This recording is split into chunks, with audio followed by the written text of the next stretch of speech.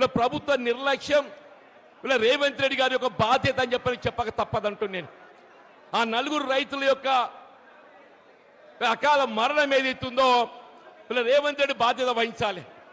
కానీ ఆనాడు ఏదైతుందో ఆ కుటుంబాన్ని ఆదుకోవడానికి కొరకు ప్రభుత్వంలో చలనం లేకపోవడంతో మీతో దివాకర్ రావు గారు ఏదైతుందో చొరవ తీసుకొని ఇలా రైతు యొక్క మద్దతుతోని ఇదే లక్ష్మీపేట చౌరస్తాలో వారు మరి ధర్నా చేపట్టడంతో ఏదైతుందో దాదాపు 6 గంటల సమయం అక్కడ ధర్నా చేస్తే ప్రభుత్వంకి వెళ్ళి స్పందన రాలేదు.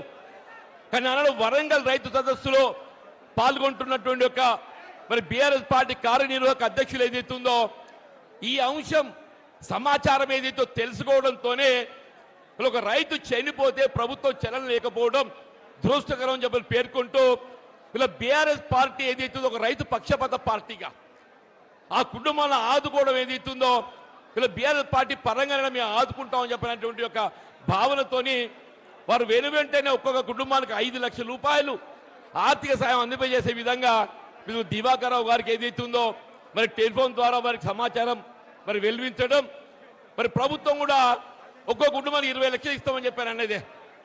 వీళ్ళ కేటీ రామారావు గారు ఏదైతే ఒక రైతు బిడ్డ అని చెప్పంటూ నేను ఆనాడు ఏదైతే వారి హృదయం చలించి రైతులు ఆదుకోవాలని చెప్పి ఏదైతే ప్రకటించిందో ఆ డబ్బు ఇవ్వడానికి ఏదైతే వారు స్వయంగా ఈరోజు మరి లక్ష్యం రావడం జరిగింది. కానీ ప్రభుత్వం ఏదైతుందో 20 లక్షలు ఇస్తామని చెప్పని కేవలం ఒక కుటుంబానికి ఏదైతున్నదో కేసీఆర్ గారు ప్రవేశపెట్టినటువంటి ఒక రైతు బీమా 5 లక్షలు తప్ప ఏదైతుందో మిగతా ముగ్గురికి ఏదైతే ఒక్క రూపాయి సాయం చేయలేదే. వాళ్ళు ఏదైతుందో ఈ నలుగురి చావులకు ఏదైతుందో ప్రభుత్వం రేవంత్ రెడ్డి బాధ్యత వహించాలని చెప్పంటూ నేను ఇలా ప్రకృతి వైపరీత్యంతో ఎవరు చనిపోయినా కేంద్రంతో బాధ్యత వహించాలి, రాష్ట్ర ప్రభుత్వం బాధ్యత వహించాలి. మీరు తప్పకుండా ఏదైతుందో వీళ్ళ కేంద్ర రాష్ట్ర ప్రభుత్వాలపై మరి ఏ విధంగా చర్యలు తీసుకోవాలని కూడా ఆలోచన చేస్తామని చెప్పని పేర్కొంటూ దీంతో పాటుగా చెప్పంటూ నేను వీళ్ళ మన మొత్తం ప్రాంతం అంతా దుర్భిక్షం తాండవిస్తుంది. వాస్తవంగా కడెం ప్రాజెక్ట్ నీటితోని మనకు నీరు రావాలి. కానీ మనమంతా టేలెండ్ ప్రాంతమే.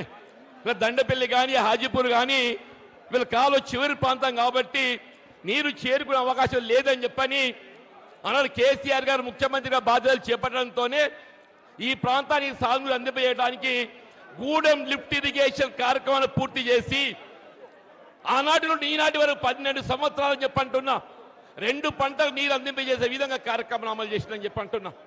కానీ ఈసారి ఏదైతుందో వీళ్ళు ఇంతవరకు కూడా గూడెం లిఫ్ట్ ఆపరేట్ చేయలేకపోవటం ఇలా దండపల్లి హాజీపూర్ ప్రాంతం అంతా ఏదైతుందో రైతులు నార్లు పోసుకున్నారు. నాటే వద్దేమంటే నీళ్లు లేవని చెప్పంటున్నా. అదే కేటీఆర్ గారి వల్ల మన ప్రాంతాన్ని రావడము ఆ దేవుడు కనికరించి ఏదైతుందో కొంత వాతావరణం చల్లబడ్డది ఈ చిరుజల్లు వస్తున్నాయని చెప్పంటున్నాను నేను.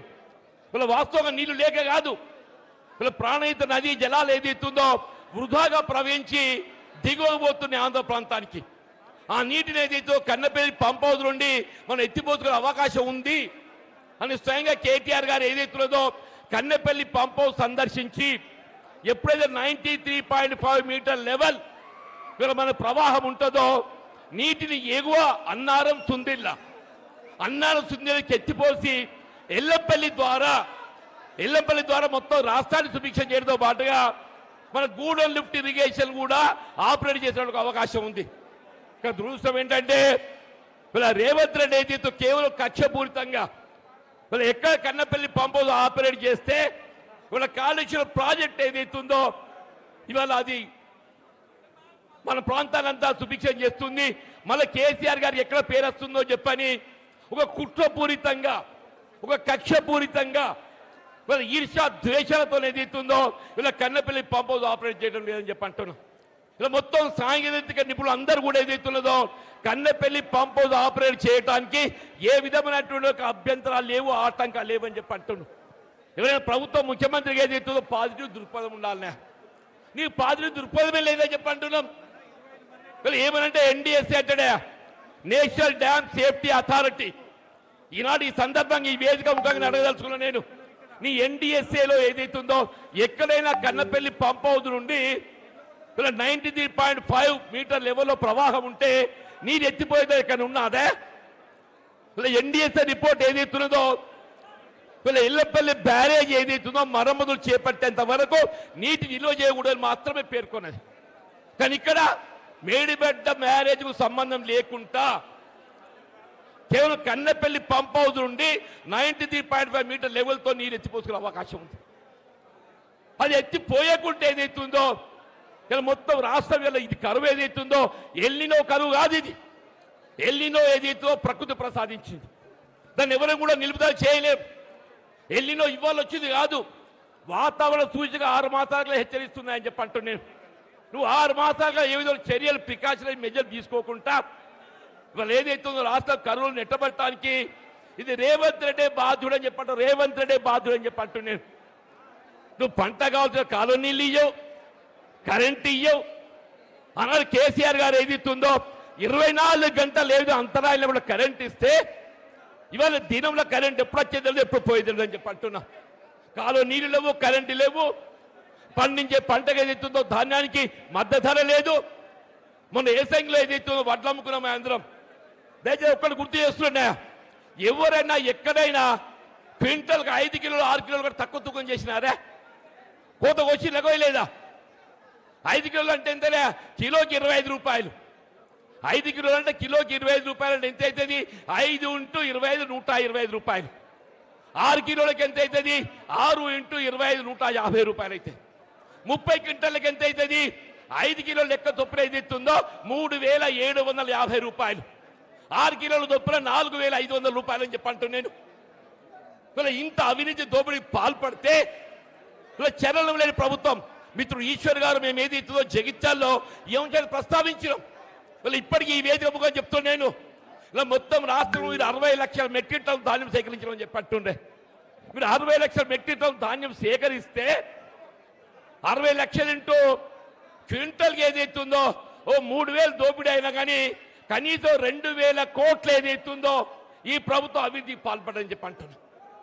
దీన్ని ఆధారాలతో రుజువు చేస్తామని చెప్పి అంటున్నాను. మీ రైతులు తెలియదు కాదా?